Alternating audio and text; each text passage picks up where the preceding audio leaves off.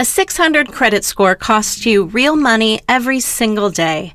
Higher interest rates on loans, rejected credit card applications, higher car insurance in some states. But going from 600 to 750 is not as hard or as slow as most people think. Today, I'm going to show you exactly what moves the needle fastest and what most people waste time on that does nothing.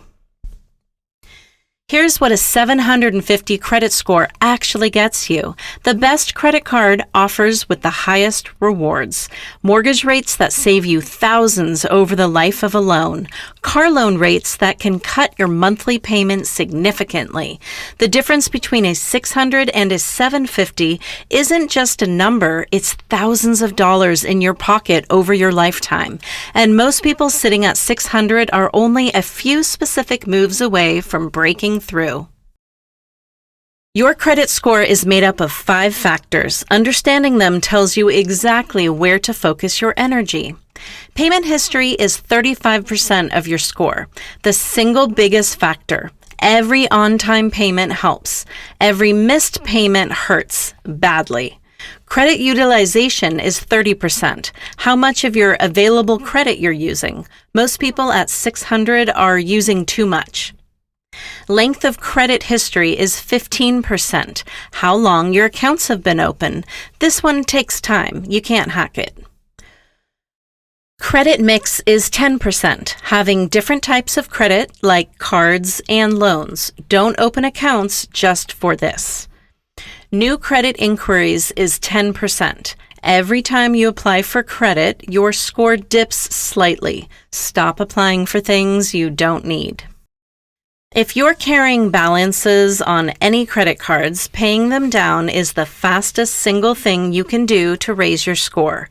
Getting your utilization from 50% down to under 10% can add 50 to 100 points relatively quickly. This is the biggest lever most people at 600 have available to them.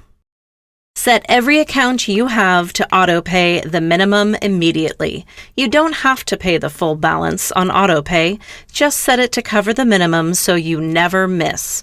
Then pay the rest manually. One missed payment can erase months of progress. A lot of people think closing unused credit cards is responsible. It's actually the opposite. Closing a card reduces your available credit, which raises your utilization ratio. It also shortens your average credit history. Leave old cards open even if you don't use them. Put a small automatic charge on them once a month to keep them active. Pull your free credit report at annualcreditreport.com, the only federally authorized free report site. Check all 3 bureaus, Experian, Equifax, and TransUnion. Errors are more common than you'd think. Accounts that aren't yours, payments marked late that weren't, balances reported incorrectly. Dispute anything inaccurate directly with the bureau online. Errors getting removed can raise your score significantly overnight. If you've had a credit card for 6 months or more and made on-time payments, call your credit issuer and ask for a credit limit increase. If they raise your limit and you keep spending the same, your utilization drops automatically. Lower utilization means higher score. Most issuers will do this without a hard inquiry if you ask correctly. If you implement all of these moves starting today, here's what to expect. 1 to 2 months, small gains as on-time payments accumulate. 3 to 4 months, meaningful improvement if you've paid down those balances. 6 months, most people following these steps consistently see 750 or close to it. The only thing that makes this take longer is inconsistency. One missed payment resets a lot of progress.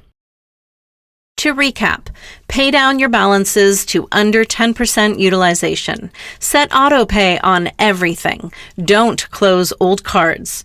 Check your credit reports for errors and dispute them. And ask for credit limit increases on existing cards. None of these cost money. They just require attention and consistency. Links to the free credit report site and the best starter credit cards are in the description below. If this helped, subscribe. New video every week, personal finance in plain words. See you in the next one.